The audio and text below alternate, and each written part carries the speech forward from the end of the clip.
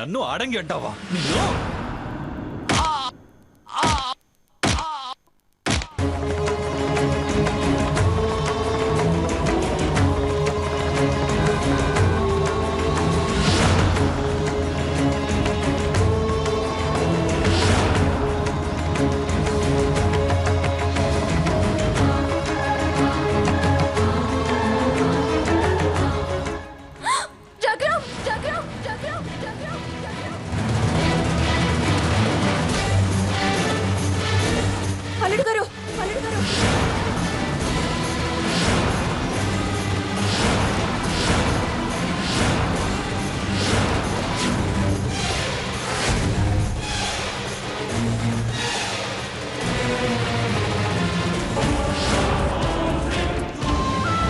కట్టడానికి ఏదైనా తీసుకురా.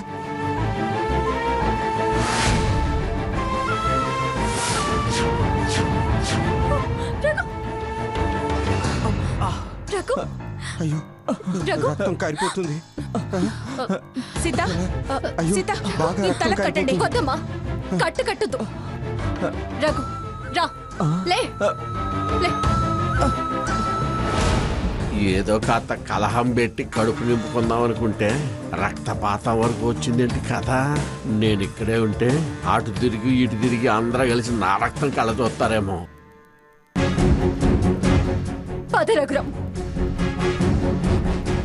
అమ్మా సీత, ఎక్కడికమ్మా? అలా రక్తం కారుతుంటే ఎక్కడికి తీసుకెళ్తున్నావు? ఎక్కడికంటారేంటి నాన్న? ఎక్కడికి తీసుకువెళ్ళి నా భర్త పరిస్థితి వివరిస్తే అతని కీళ్లు విరిచి అతనికి బుద్ధి చెప్తారో అక్కడికి తీసుకువెళ్తాను.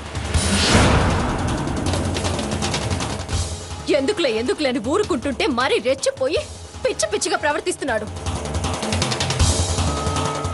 ఇలాంటి వాడికి పోలీసులే కరెక్ట్ నానా. రఘురామ్ని ఇలాగే తీసుకువెళ్లి కంప్లైంట్ ఇచ్చి నేను సాక్షి సంతకం పెడతాను. నేను వస్తాను పద సీత. ఏంటమ్మా ఇది? అది తొందరపడి వెళుతుంటే ఆపాల్సింది పోయి నేను వస్తానంటున్నావు. ఎన్నోసార్లు ఓపిక పట్టాను నాన్న, తలంచాను. ఇంత దుర్మార్గానికి దిగాక ఇంకా తొందరపాటు అంటారేంటి నాన్న? నా పుట్టింట్లో నా భర్త తల పగలు కొడతాడా ఈ రాక్షసుడు? అసలు మేము ఎవరికేం అన్యాయం చేశామని ఇంత నీచంగా ప్రవర్తిస్తున్నాడు? వీధి రౌడీలో ప్రవర్తిస్తుంటే ఇంకా మే సహించాలా? సంస్కారం మరిచి నడుచుకుంటుంటే క్షమించాలా?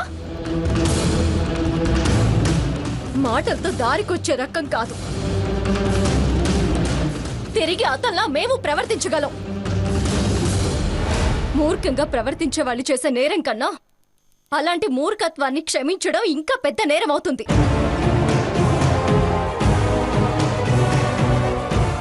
శిక్ష పడితే గాని తప్పు తెలిసి రాదు. అమ్మ సీత, పోలీస్ కంప్లైంట్ ఇస్తే మన పరువే పోతుంది. నా మాట వినమ్మా. పరువు మనకే గాని వాళ్ళకి లేదా? తప్పు చేసిన వాళ్ళకి పోని పరువు మనకి పోవడం ఏంటి? డబ్బున్న వాళ్ళు తప్పు చేసినా వాదించి ఒప్పని నిరూపించుకుంటారు. లేని వాళ్లేనమ్మా తలంచుకోవాల్సి వస్తుంది. ఆ రోజులు పోయాయి నాన్న. ప్రశ్నించగలిగే శక్తి పేదాళ్ళకి పెరిగింది. అన్యాయం గురించి నిలదీసే హక్కులొచ్చాయి.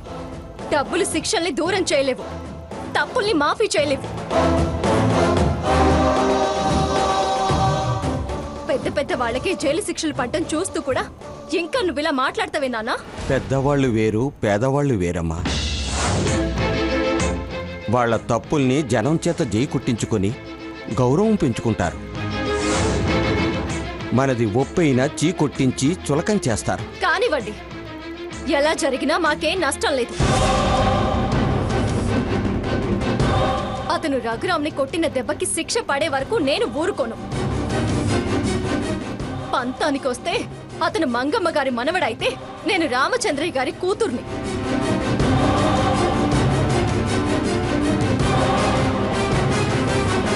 వాళ్ళు ధనవంతులైతే మనం అభిమానవంతులం.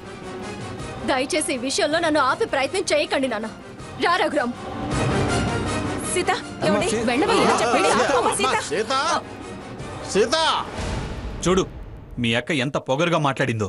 అది కాబట్టి నిన్నేం అనకుండా మాటలు మాత్రమే అంది. అదే నేనైతే ఈ పాటికి నీ పీక కొరికేదాన్ని. ఏయ్ ఏంటే వాగుతున్నావు? చేసిన పనికి సిగ్గుపడక నా మీద పళ్ళు కొరుకుతావే? మా నాన్న మీద చెయ్యేసి నెట్టడానికి, అక్క మీద చెయ్యెత్తడానికి నీకు మనసు ఎలా వచ్చింది? మీ అక్క నన్ను అన్నమాట మర్చిపోయావా? చేతులెత్తి బొక్కాల్సిన మా నాన్నని నెట్టేస్తే ఊరుకుంటుందా? అవతలది పోలీస్ స్టేషన్ కి వెళ్తుంది. పోలీసులు వచ్చి జీప్ ఎక్కించకముందే చేసిన దానికి క్షమాపణ అడిగి ఇక్కడి నుంచి పోదాం పదా. ఏంటి పోలీస్ కంప్లైంట్ కి భయపడి నేను క్షమాపణలు అడగాల? రాని పోలీసులు వస్తే వాళ్లే నన్ను క్షమాపణలు అడిగి మీ అక్కా బావల్ని జీపెక్కించేలా చేస్తా. ఎందుకు చెప్తున్నానో అర్థం చేసుకో. వెళ్దాం పదా. నీకంత భయంగా ఉంటే నువ్వెళ్ళు, నేను రాను. ఏం మనసులో పెట్టుకొని వచ్చావో ఆ కోరిక నెరవేరిందిగా. ఇంకా ఎందుకు ఇక్కడ? నా మాట విని బయలుదేరు. నేను బయలుదేరను గాక బయలుదేరను.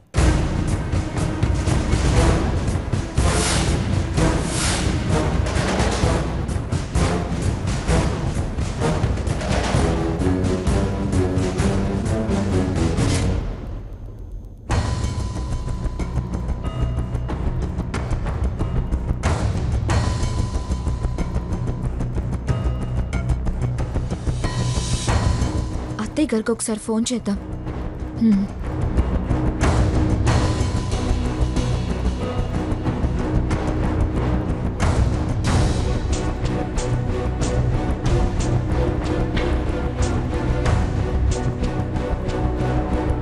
ఏమిటి వీడు చీకటి పడ్డా ఇంకా రాలేదు? లక్ష్మి ఫోన్ లిఫ్ట్ చేయి. హలో అత్తయ్య, నేను స్వర్ణని మాట్లాడుతున్నాను. స్వర్ణ, ఏంటమ్మా? ఎక్కడికి వెళ్ళారు? ఎక్కడికి వాడు నేను లాక్కెళ్ళాడు? చాలా దుర్మార్గంగా ప్రవర్తిస్తున్నాడు. నాకు చాలా భయంగా ఉంది అత్తయ్య. ఏమైంది స్వర్ణ? ఏం చెప్పమంటారు అత్తయ్య? నన్ను బావ మా ఇంటికి లాక్కొచ్చాడు. అసలు వాళ్ళని పిలిచి నన్నెందుకు పిలవలేదు? అంటే విలువ లేదనేగా? మీరు పిలవకుండానే వాళ్ళు వచ్చారా? మాటలతో చెప్తే అర్థం కాదా నీకు? నిన్ను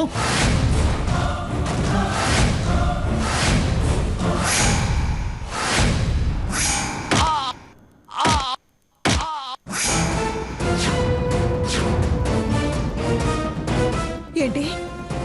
సాకెట్ రఘురామ్ తల పగలు కొట్టాడా?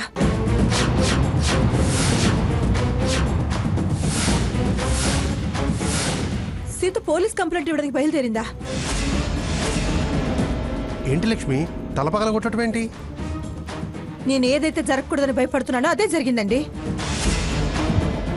సాకేత్ రఘురాముని కొట్టాడంట. తల పగిలి రక్తం కారుతుందంట.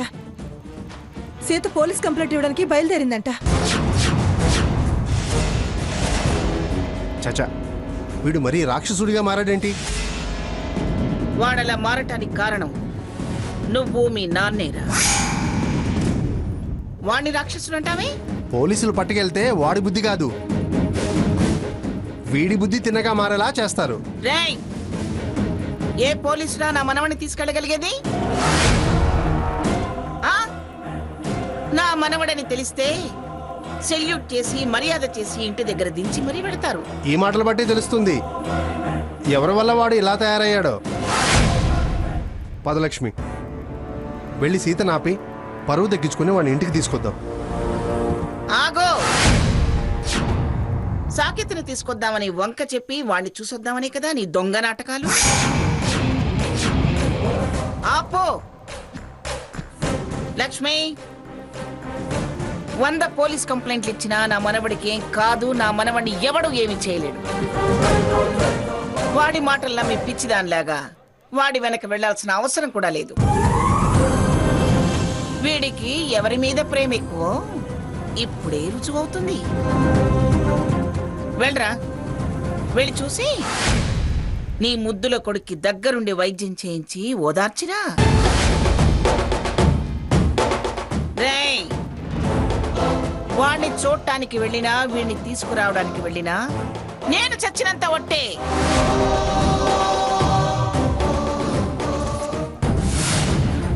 అమ్మా సీత అమ్మా ఆగమ్మా సీత ఆగమ్మా సీత ఆగవే.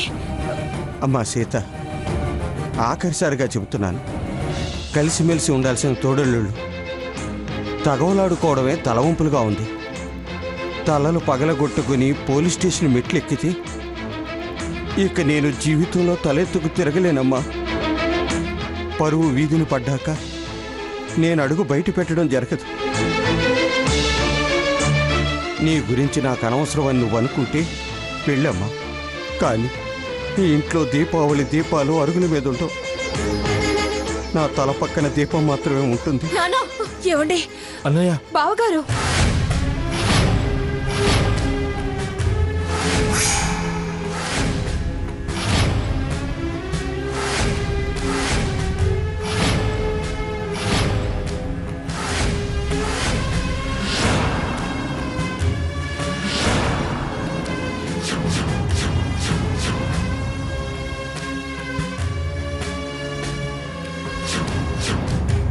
నిన్ను ఆపడానికి, నీ ఆవేశం తగ్గించడానికి ఇంతకన్నా మరో దారి మాట నాకు తోచలేదమ్మా. బెదిరిస్తున్నానని అనుకోవద్దమ్మా. రామచంద్రయ్య కూతురు బరి దాటిందని పేరు వచ్చేలా చేస్తారని భయం. మనల్ని చూసి జనం నవ్వేలా చేయగల సమర్థులున్నారన్న ఆందోళనమ్మా. దయచేసి ఈ విషయంలో నీ అడుగు బయట పడనీయొద్దమ్మా. గుట్టుగా సాగే బతుకులు బయట పడయొద్దు తల్లి. మంచితనం ఉండొచ్చు కానీ మరి ఇంత అతి మంచితనం మన భవిష్యత్తులని ప్రమాదంలో పడేస్తుంది, ప్రశ్నార్థకంగా మిగిలిస్తుంది. భవిష్యత్ సంగతి తర్వాత ముందు ఆ రక్తం తుడిసి కట్టుకట్టు తల్లి. లేదు నాన్న, నాకు ఆ రక్తాన్ని తుడవాలని అనిపించడం లేదు. ఈ పని చేసిన వాళ్ళకి శిక్ష పడందే నా మనసు కుదుట పడేటట్టుగా లేదు. నా మాట విన్నంటావా? నేను విని ఆగిపోతే వాళ్ళ బుద్ధి మారే అవకాశం లేదనిపిస్తుంది. వినకపోతే కక్షలు పెరగడమే కాని కలిసి ఉండే అవకాశం ఉండదని నా మనసు చెబుతుందమ్మా. ఎంత జరిగాక కలుసున్నా మనసులో పడ్డ గాయం మాసిపోతున్నానా? కాలం పరిష్కరిస్తే గతం తాలూకు ఆనవాళ్లు ఉండనే ఉండవమ్మా. మన మనసు సర్దుకుపోయినా వాళ్ళ మనసులు గాయాలు చేయాలనే చూస్తుంటే మానడం మారడం జరుగుతుందనే ఆశ నాకు లేదు నాన్నా.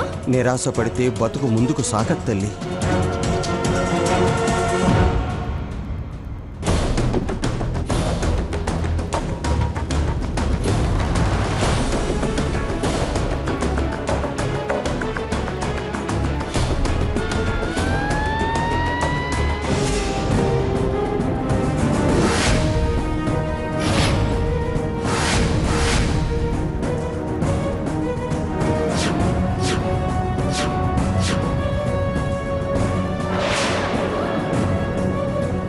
ఎవరు సాకేత్?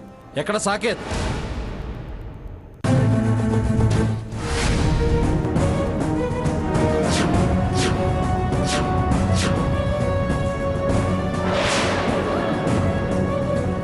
ఎవరు సాకేత్? ఎక్కడ సాకేత్? ఎవరమ్మా సాకేత్? ఎవరు? సాకేత్ మా అబ్బాయేనండి. ఇన్స్పెక్టర్, అత్తయ్య గారు, ఇది ఎవరిల్లో తెలుసుకునే వచ్చారా మీరు? హత్యా ప్రయత్నం చేసిన నేరస్తుడి కోసం వచ్చిన వాళ్ళం. మాకు వాళ్ళ హోదాలతో పని లేదు. సోదా చేసి నేరస్తుల్ని పట్టుకెళ్ళటమే మా డ్యూటీ. సర్వీస్ లోకి కొత్తగా వచ్చినట్టున్నావు. ప్రమోషన్ కోసం ఓవర్ యాక్షన్ చేస్తే డివర్షనే కానీ ప్రమోషన్ ఉండదు. మీ బెదిరింపులకు భయపడి మేము డ్యూటీ మానేస్తే అసలు పోస్టే ఉండదు. చూడండి, డ్యూటీ ఆఫీసర్ని బెదిరించారని మిమ్మల్ని అరెస్ట్ చేయాల్సి వస్తుంది. నేనెవరో తెలుసా? నాకు పర్సనల్ బయోడేటాతో పని లేదు. చట్టం నేరస్తులా కాదా అని మాత్రమే తెలుసుకుంటుంది. మేము నేరస్తుని వెతికి పట్టుకోవడానికి మాత్రమే పేరు తెలుసుకుంటాం. కంప్లైంట్ సాకేత్ మీద ఉంది. మాకు అతను మాత్రమే అవసరం.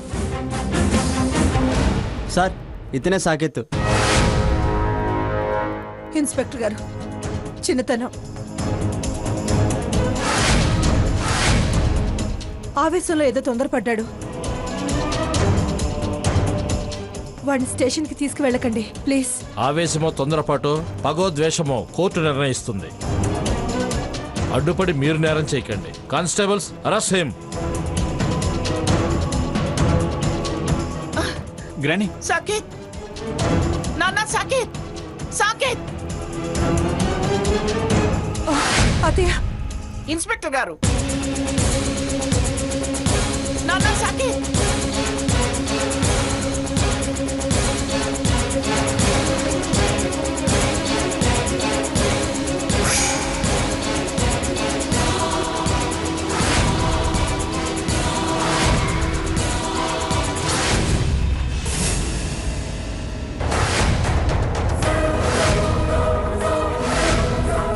అత్తయ్య, ఇన్స్పెక్టర్ గారు, నాన్న సాకేత్.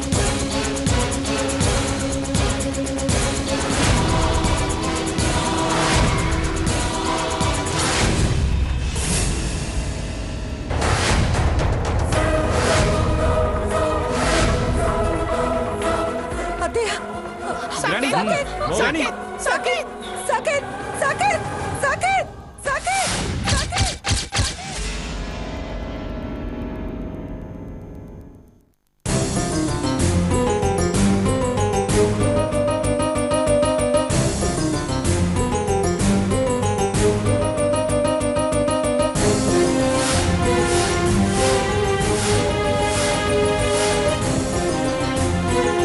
నేను బతిమాలినా వినడం లేదు. నువ్వైనా చెప్పవే కొంచెం. అమ్మా సీత, వద్దమ్మా. మీరెన్నైనా చెప్పండి నాన్న, నేను ఒప్పుకోను.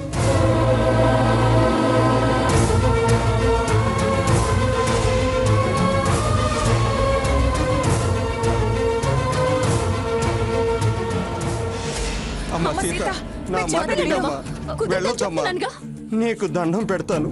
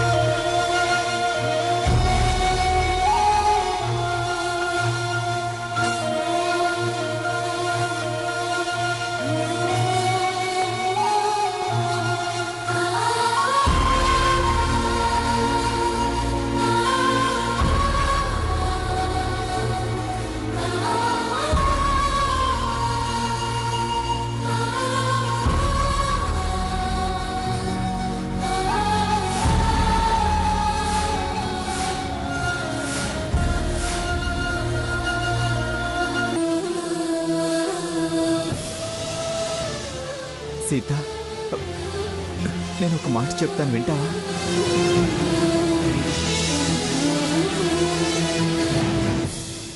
లే సీత, లే.